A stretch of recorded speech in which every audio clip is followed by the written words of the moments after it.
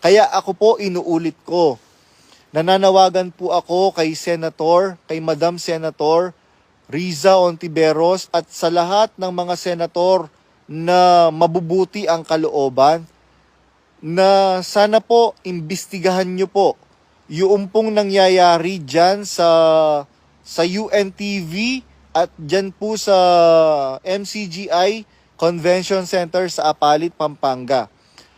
Marami po silang ginagawang anomalya na labag sa batas. Unang-una,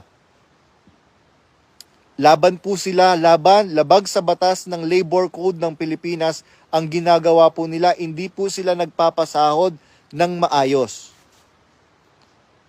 Tapos, wala pong mga benefits. Ikalawa, wala pong mga benefits. Government benefits, yung pong mga nagtatrabaho po dyan.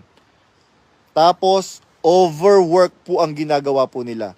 Kaya nakikiusap po ako, sana makarating po ito sa ating pong butihing Madam Senator Riza Ontiveros. Sana po bigyan nyo po ng pansin yung pong aking panawagan, lalo na po yung ginagawa nilang pangka-character assassinate sa mga kagaya ko po na mga dating mga miyembro ng samahan po na iyan.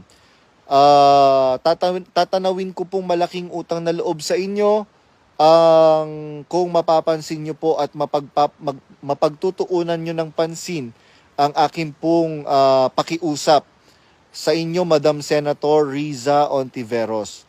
Maraming salamat po, Senator Riza Ontiveros, at sa lahat ng mga senators, kawani ng gobyerno na magkakaroon ng lakas ng loob kung paano pong na-expose yung pong anomalya doon sa samahan ni Kibuloy at doon sa samahan ni Senyor Aguila, hindi daw po Senyor Santo Niño.